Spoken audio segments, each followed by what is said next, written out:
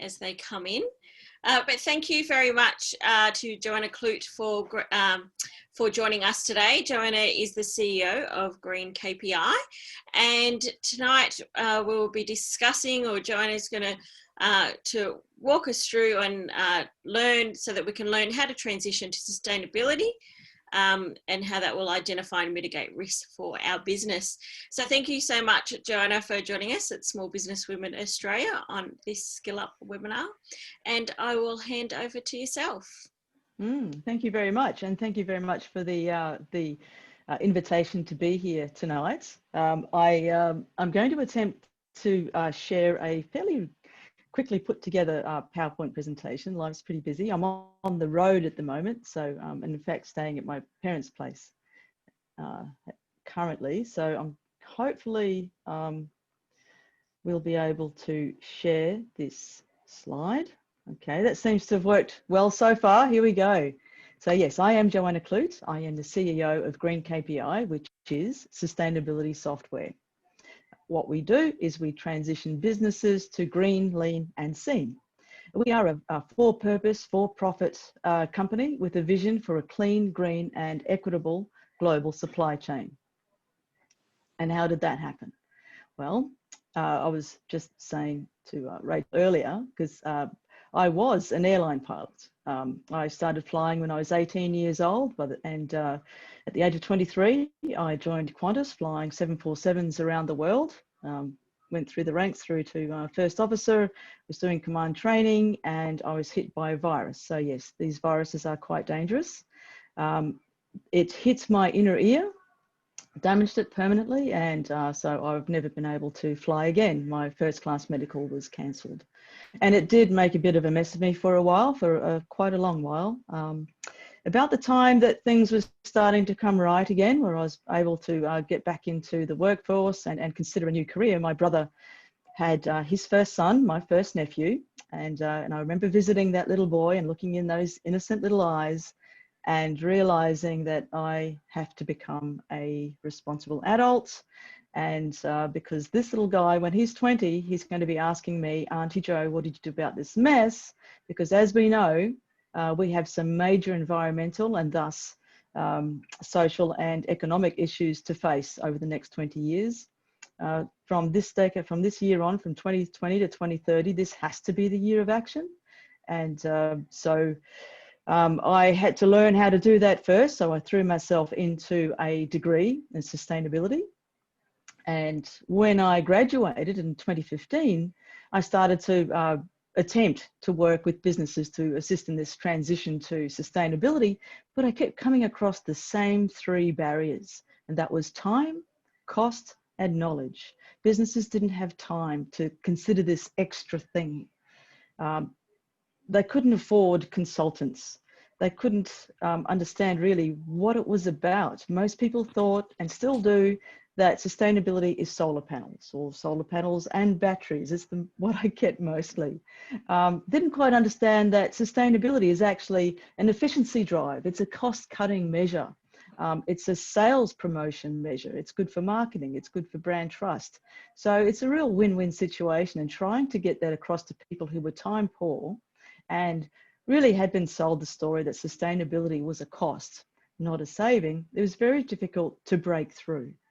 So in true pilot style, I had a checklist going to make me the best sustainability consultant out there. And so I realized one day that this checklist that I was going to use with companies that I could turn that into a low cost software.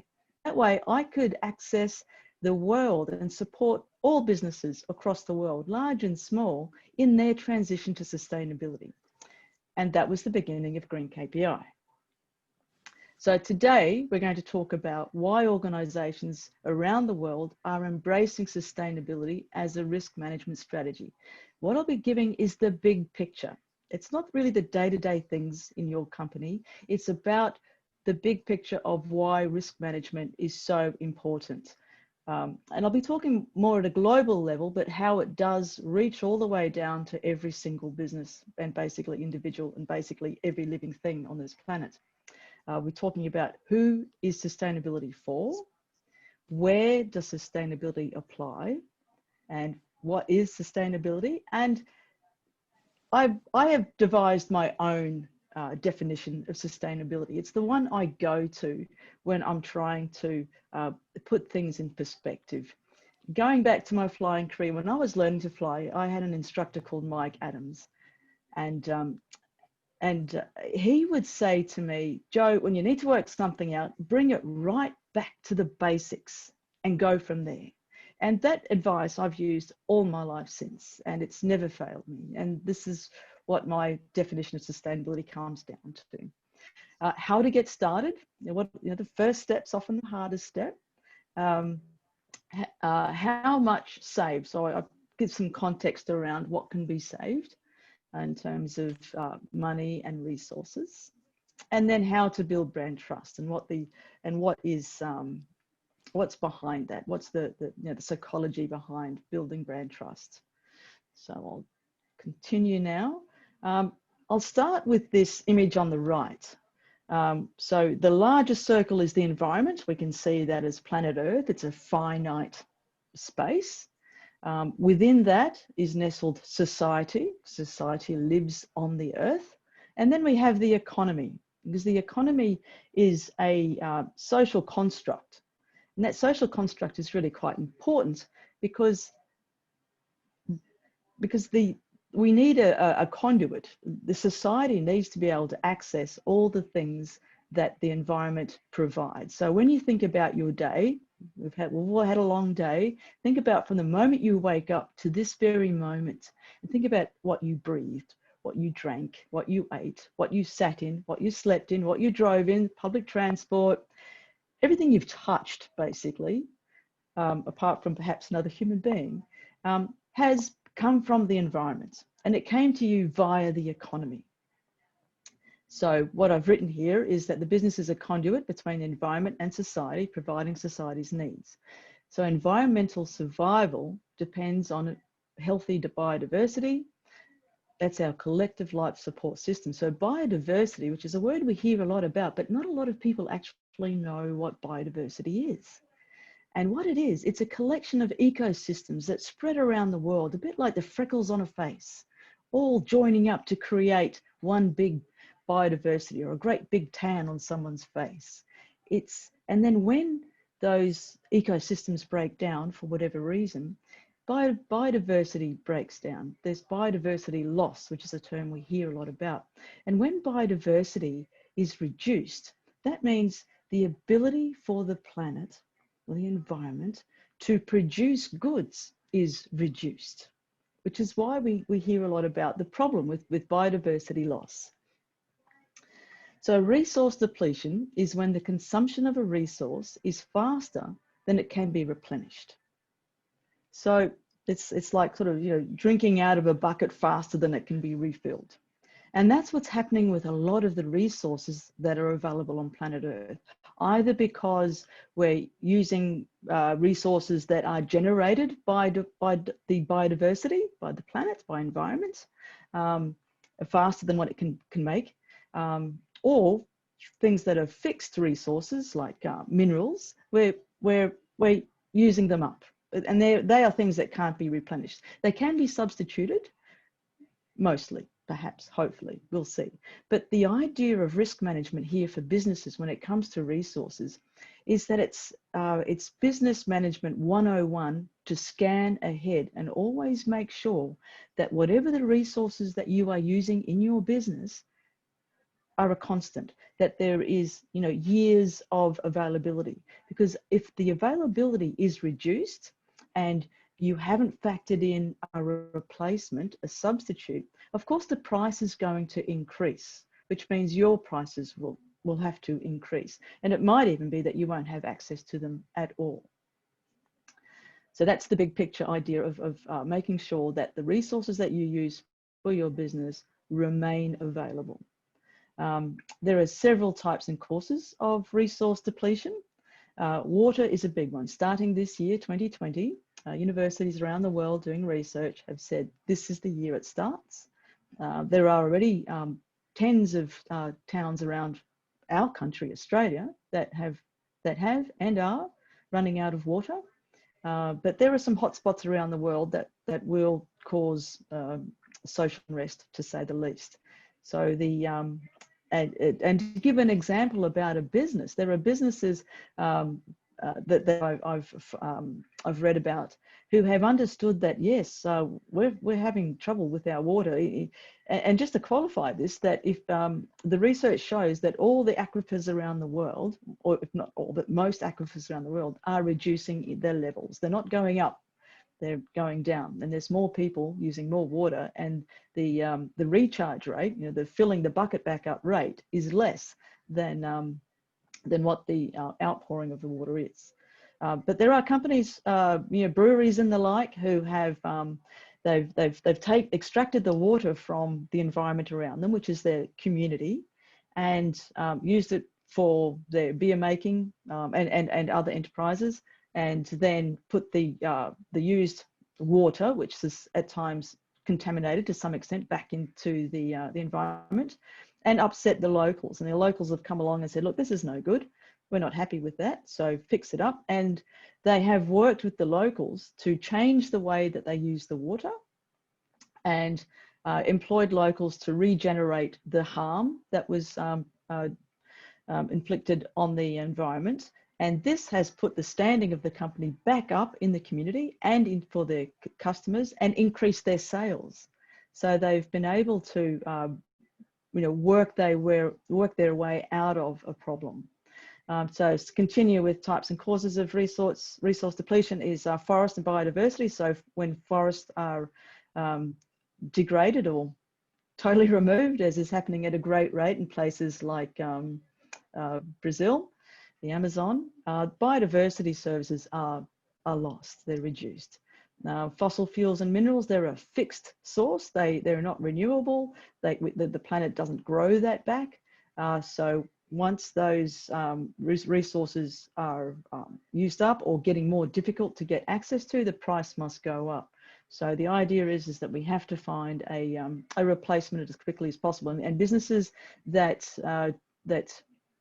transition to renewables and replacements as quickly as possible, they're the ones who are ahead of the curve. It's the people who are a bit slow on the uptake. They're the ones that will probably suffer the most business-wise.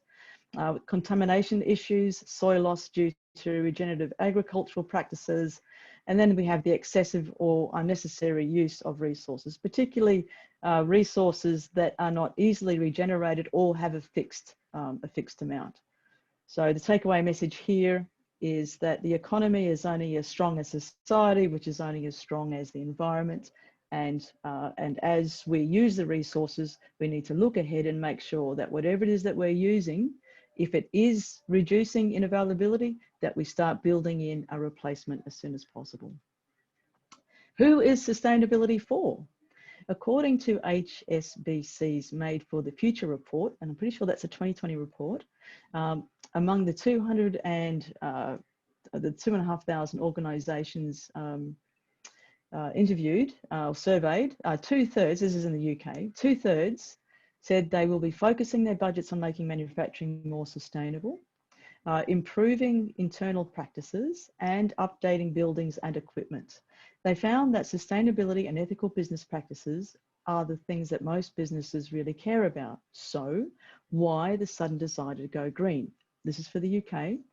Of those firms surveyed, operational efficiency, keeping up with competitors, and changing regulations were the top 3 reasons. In Australia, right now, most definitely, or I guess around the world, operational efficiency is key. If we can bring our costs down, that's going to help businesses that are suffering with COVID. It's going to help them stretch their runways. Now, if you are a low margin company, let's say profit margin company, let's say you have a 5% profit margin, and most of the retail and hospitality sector companies, that is their margin. And they're the ones that are really hit hard. So they can't rely on sales. They can rely, though, on improving their efficiency. Now, if you've got a 5% profit margin, if you can save $1,000, that's the same as $20,000 in sales. And we all know that $20,000 in sales does not come cheaply, but $1,000 in efficiency gains can come somewhere between no and very little cost when you implement sustainability practices. And it's very difficult to get sales at all at the moment, especially if you're a Victorian. Now, keeping up with competitors, what that's about is businesses who are able to show without greenwashing, by telling the truth and being transparent, that they are actually quite serious about sustainability. They are building brand trust. So the competitors who are able to transition and show that they're transitioning to sustainability, they have that competitive advantage. So companies that don't have that are realizing less sales, particularly if your buyer is a millennial. If that's who your market is, you really do need to become sustainable, because they do their research, because they're the ones who are going to be bearing the cost. Well, they're, I guess, the generation of the first awareness of just how much this is going to really impact them. Now, when it comes to changing regulations, that is quite a big thing in Europe, UK. Australia is quite a laggard in this regard. Our building regulations, even though we might think they're quite tight, they are not. We're at the tail end. So, but we will transition. And a bit like when GST came in all those years ago and businesses weren't prepared and they suffered terribly, this will be the same thing. The companies that do have a look overseas so they can see what's coming and change their practices so they can actually say, look, this is what I'm doing and I am within those boundaries. They're the ones that will be prepared and be able to move on. And there's also areas such as insurance, investments, etc., that if you can't show that you're a sustainable business, it's going to be your insurance premiums will go up. This is what's happening in other parts of the world, and it'll be more difficult to gain investment. It's just a fact of life. Not so much in Australia yet. We don't even have required reporting. In fact, they actually got taken out recently. It was brought in 2014. Not so much as a requirement, but a strongly suggested to do so, and then it was removed. So, but that will not remain. We are a global player, and we will have to play by global rules quite soon. For some reason, I am not able. Let's try this one. Yes. Where does sustainability apply?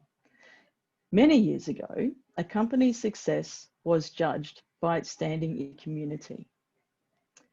And if you go back to the beginning of humanoids, we lived in tribes, it was very important that we were a respected member of the tribe. If we did things to lose our standing, to lose respect, to lose trust, we could be outed and we have to go out and survive on our own. So there's a really strong part of our brains that says we must be respected by our community. We need to have a standing in our community.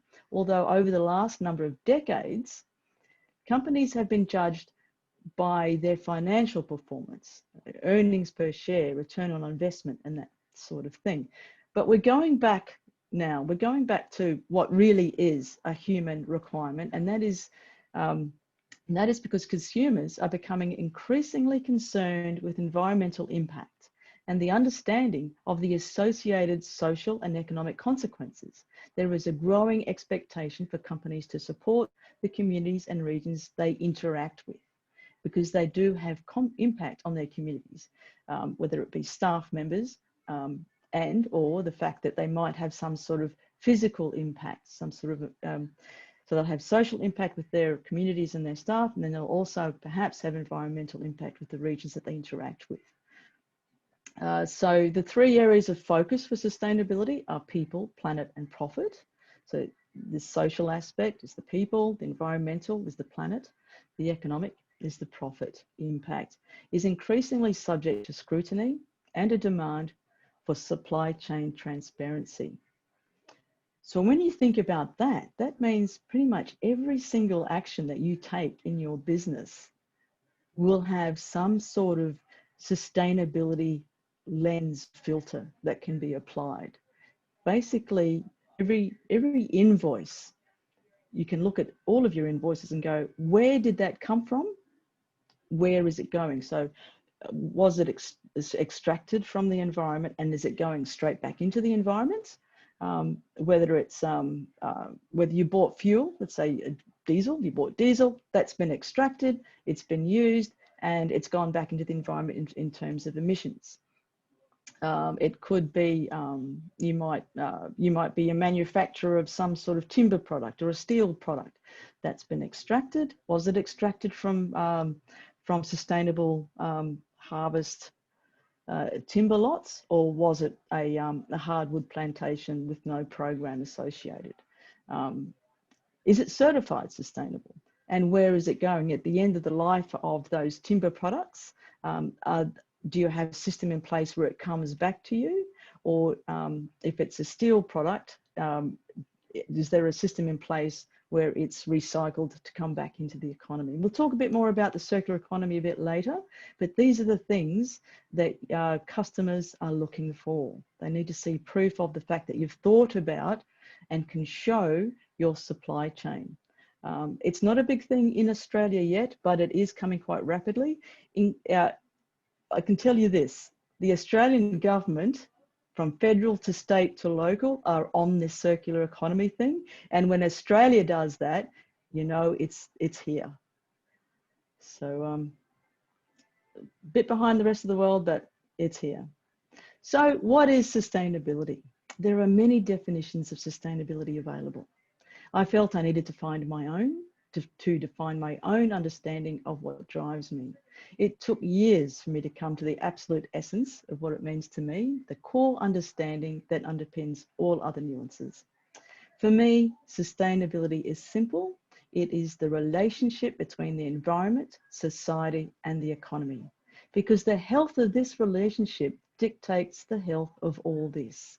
And to give you a bit of a background as to how this came about, is that when I was a pilot, I was a bush pilot in Arnhem Land from 1983 to 1985, where I was able to fly into places where I interacted with Indigenous people who were living the same way they'd lived for tens of thousands of years. And I remember this day, I was standing in the camp, we'll call it a camp, and the housing was built just as you've seen in documentaries. There was nothing from the economy there. And the food, everything was just straight from the environment. And instead of seeing trees, bush, I suddenly saw the supermarket. I saw a pharmacy. I saw a hardware store. And I realized that when there were just a few of us around and we were living one-on-one with nature, we didn't need a monetary economy. We were just working with the environment. And that's why Indigenous people have such a strong relationship, and this is around the world, with the environment.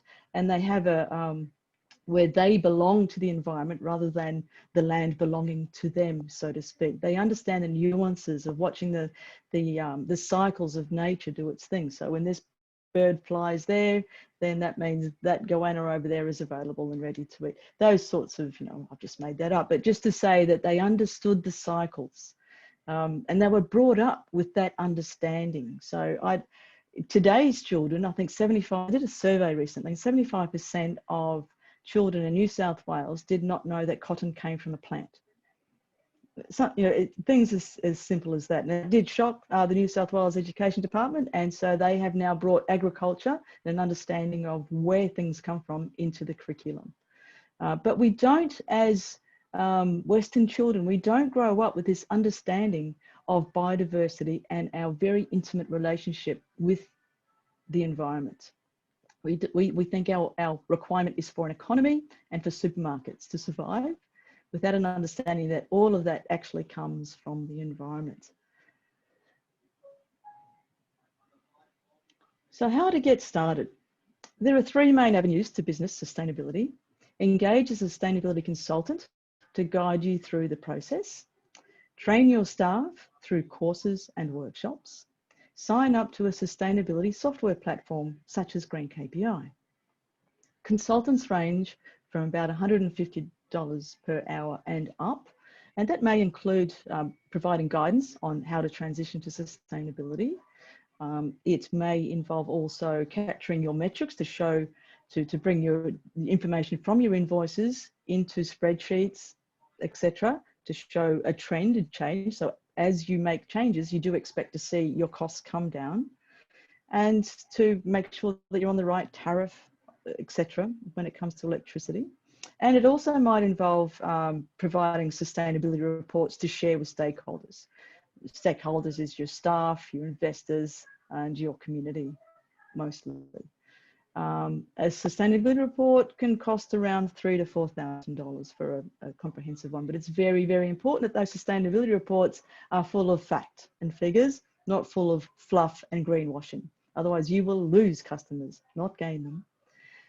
Staff training will improve knowledge, although accountability is difficult to implement. A lot of things that happen in sustainability are cyclical. They don't just happen once. You don't clean the air conditioners once and then forget about it. So the staff training, might work for the first few weeks or months, but if you don't actually build a program and build in accountability, it can end up in the bottom drawer, and even worse, in the round drawer.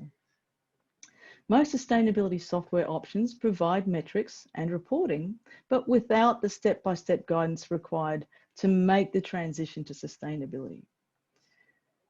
I'll just, Green KPI, that's what we're about. We've got hundreds of actions that are really quite from the most granular to the most grand. It's but you have to start somewhere, and that is something I'll talk about soon. How much saved? How much saved depends on the level of efficiencies introduced and how long. It can take 5 to 7 years for a business to transition to sustainability.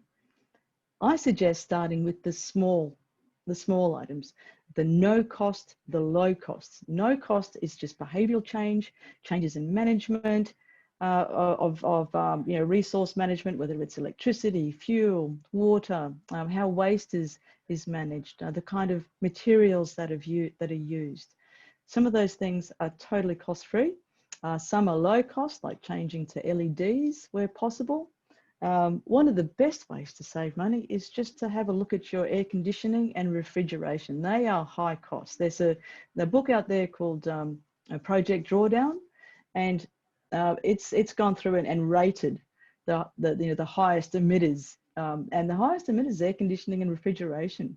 And so if you can manage your refrigeration, really understand how to manage those items, you can cut your costs by an enormous amount. And little things like, instead of having it set at 21, setting the temperature at 24, every degree is 10% of reduction. That's a lot. Cleaning your filters, having them serviced every 6 months, and you don't have to actually have them serviced. You can clean the condensers themselves yourself. You just take the back off and give them a bit of a brush down. Once you've done it, you know how to do it. It's quite easy to do. But if you have a lot, perhaps it's just a matter of bringing someone in to just clean them. The money spent for those couple of hours will be recouped in the following 6 to 12 months, depending on the environment that you live in. I have, as a consultant, I have visited people who could not understand why their electricity bill was so high. I had a look at their air conditioning, and all air conditioners were lined up on the western wall. The backs didn't have the covers on, and the backs were painted black in cans. So those air conditioners were struggling big time. Tariffs. I worked with one company. I saved them $20,000 in their first year. 6,000 of that was purely changing their tariff. And that's it's just a matter of getting to know your tariffs and making sure you're on the correct tariff. Now, as you save money with those smaller savings, you can invest them into medium cost improvements and those sorts of things where you might have an old fridge or an old air conditioner or an old, just all sorts of appliances that you might use in your business. You might have chillers that are 25 years old. just get them checked, make sure that they are still operating well. But if they're not, and you do need to replace them, you can use the savings from your smaller actions by upgrading those into eco-efficient alternatives. When those savings are realized, then you can put them into higher cost investments such as solar and batteries. But the important thing here is that you do not go to solar and batteries, my recommendation, until you have completed as much of your efficiency gains as you have, unless it's taking quite a long time. You know, the sooner we get to reducing our emissions, the better. But the point is this: we need to reduce before we produce. The idea is that if you, let's say you're a small business and you have about a 10 kilowatt usage per day, rather than just going in and installing a 10 kilowatt system, if you reduce your requirements, and I'm talking just electricity here, where sustainability goes right across all other areas apart from energy, electricity. But if you reduce your use by 20 to 25%, which is what most companies achieve in their first year of sustainability, then you only need a 7.5 to 8 kilowatt system. Now you multiply that out globally. If everybody reduces and then produces, that means we don't have to provide all those resources to build an extra 25% in solar arrays and batteries, etc. So it's very important. The efficiency gains can't be emphasized enough across all areas of electricity, water and waste, which I'll just have a quick talk about here. So when it comes to water and waste costs, they are increasing as water availability reduces per capita, and landfill is, well, it's filling. And because of that, the circular economy is being supported by governments around the world, even Australia's. So as you probably know, China got sick and tired of taking our highly contaminated waste, and so they put a stop to it. We were sending our recycling there, and they said, look, it's just, you Australians just aren't separating your stuff. We're sick of it, no more. And a number of other countries as well.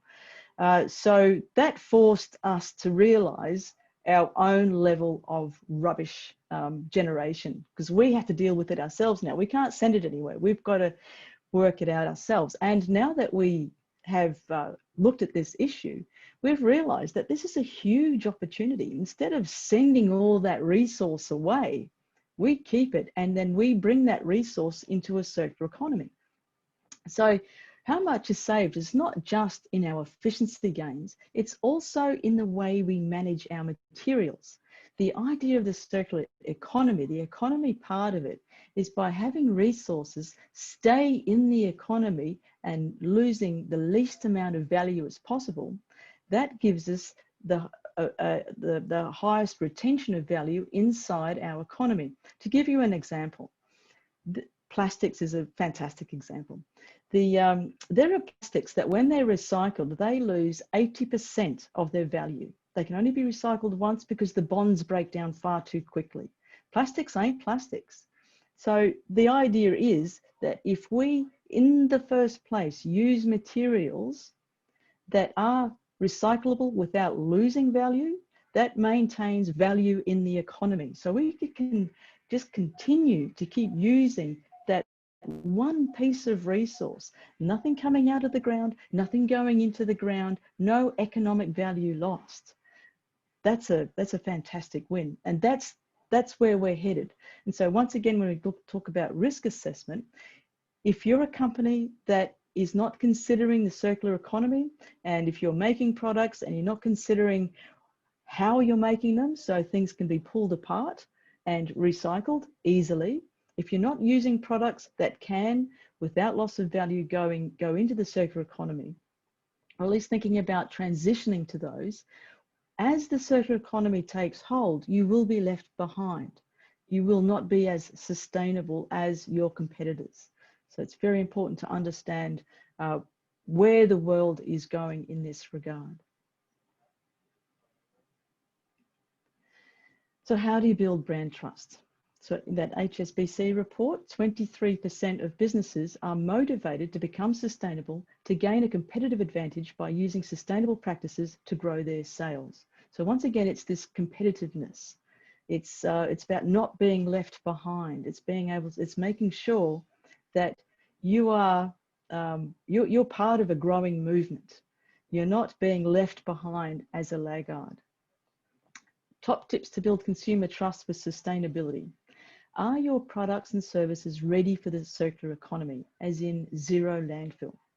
And the reduced level of loss of value of the products that you use. Is your supply chain transparent? Will it pass scrutiny? Because we are getting to the point when, whether you're a large company, a medium-sized company, and I'd say within the next 10 years, a small business, you will have to have supply chain transparency.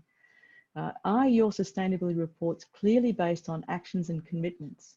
No greenwashing, no fluff. The best way to lose a customer is to greenwash and fluff. Is your business able to show commitment to sustainability with the results? And what the main point there is that so long you've started, you don't have to be down the road 5 or 7 years and here we are just A grade. The fact that you're trying, the fact that you can show these are the changes that we've made, these are the commitments, these are the results that we've already got in the first 3 months, 6 months, 12 months. And it doesn't have to be actual numbers, it can just be trends. But if you can show what you've been doing and the results, that gives you credibility, and that's incredibly important.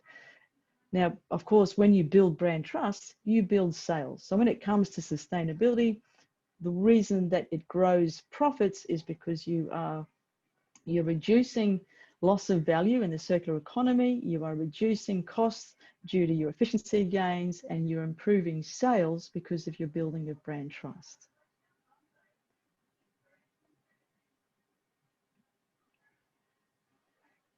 So in conclusion, as I've said, we've improved efficiencies to save money.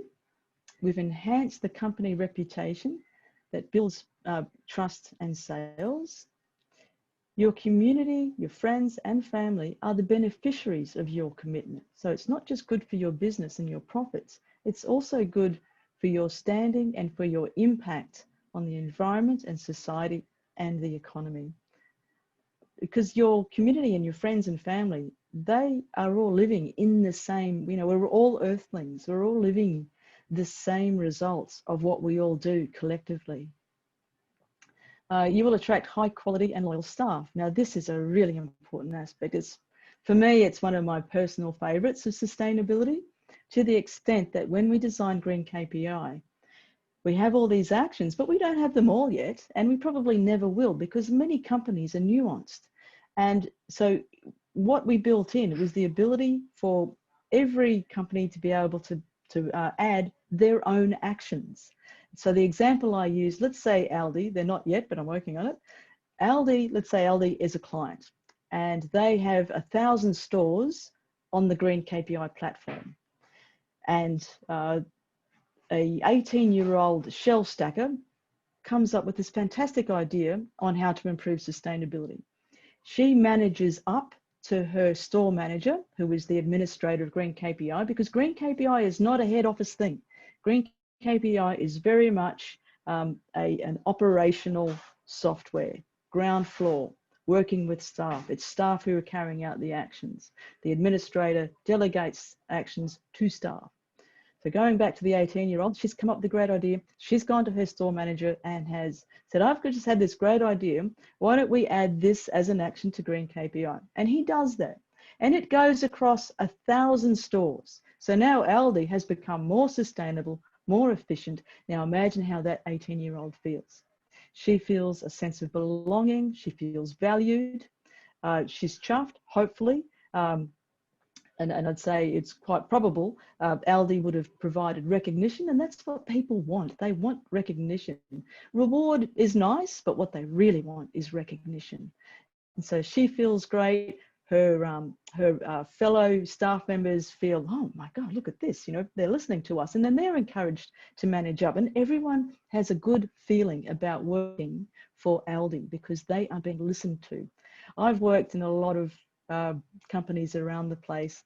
And I've sat at the lunch table and I've heard people moaning about, oh, if they only did this and if they only did that, but no one listens to me. Disgruntled employees, clock watchers, people doing time for money. But when you have people who can actually manage up, and the one thing I also believe is that staff members often know, the people who are working at the shop floor, so to speak, they know the businesses better than management does to a large degree. So not listening to staff is not like not listening to that knock in the engine. You know, you're much better off to listen to what it is that people have to offer up. Now, sustainability is more than being environmentally friendly and doing charitable work. So a lot of people think sustainability is corporate social responsibility is charitable work, and it's just about, you know, the environment, recycling, and solar panels. It goes right across all aspects of environments. So we've got biodiversity, there is energy management, so that's, you know, fuel, gas, electricity, etc. There's waste management, there's water management, the list goes on. In society, it's about having equitable society, and it's having ethical businesses that treat people in businesses as people and paying them fairly and providing the correct benefits. And then the economics is a flow on from all of that. It's important to measure your impact to avoid the greenwashing. So it's important to measure your social impact and your environmental impact, and also your economic impact. You know, to be able to show that you do pay your staff correctly, and that they are treated correctly, and that the safety procedures are involved and are there, and that the, you know, training is consistent, those sorts of things. This all helps. This is all across sustainability. Green KPI is based on the Global Reporting Initiative, and that initiative has 33 indicators right across sustainability to show how many different areas of sustainability exist. You know, and so when I talk about waste and water and biodiversity, they are 3 of the 33. But the 3 modules are environment, society, and economy. It's very important to enjoy and share the wins with your staff and community. And that's usually done through newsletters or you know, sustainability reports that are shared. What we're working on doing with Green KPI is our automated sustainability reports. We're going to build them into pages that are infographic rich, and they can be beamed directly onto our client's website. So if somebody clicks on sustainability on our client's website, they'll see an infographic that clearly shows what the company's been doing and their trend down in resource use.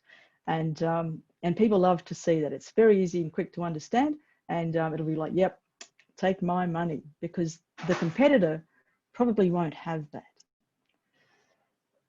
So it's me getting towards the end here. Whoops. So I have an offer for members of the Small Business Women's Association, Women Australia, for a monthly subscription of the 20% discount, or if you take a 1-year subscription, it's 50%. That's just a matter of emailing me at joanna@greenkpi or connect on LinkedIn. But I do have to say that we are just transitioning from an old version of the software to a very robust version of the software.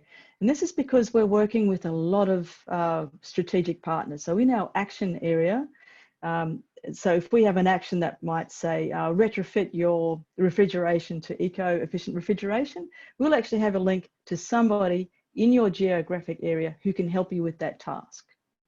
So it's just a matter of putting a search keyword in that'll say, if you put refrigeration, it'll give you a row of actions that you can carry out to manage your refrigeration. And each one of those actions will have, if we have a strategic partner in that area, we'll be able to you just hit on that link and you go straight to that company, and then you just deal with them. And we don't take commissions or spotting fees or any of that kind of thing from our partners. It's just part of the service. So, any questions? I have one. This is Connie. Hi, Connie. I have a question. I'm really interested in this because I was actually living in Europe and I did attend a school there in Austria, and they talked about the circular economy. And so it was really interesting that you talked about this. Like I said, it was a last minute decision for me to log on and join. So I'm almost in awe of all the things that you're saying, because I've known about this exactly a year ago.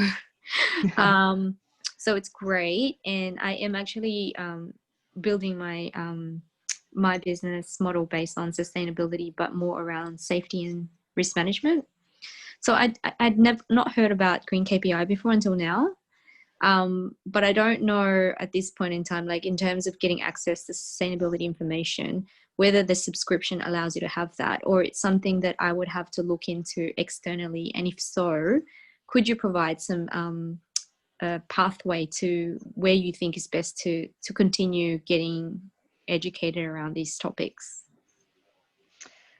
Oh, geez, believe it or not, Google is amazing.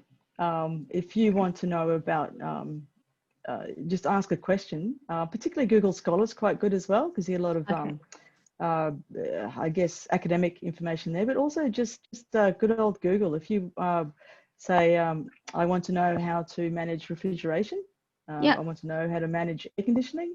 The reason that I have made Green KPI $47 a month is because our vision is for a clean, green, equitable global supply chain. 90 to 95% of business done on this planet is actually done by small to medium enterprise. They might be doing it for higher tier companies, but the work done is done by small business. They're the ones who are really keeping it together. And if they don't have access to sustainability support, then we're never going to have that clean, green, equitable global supply chain.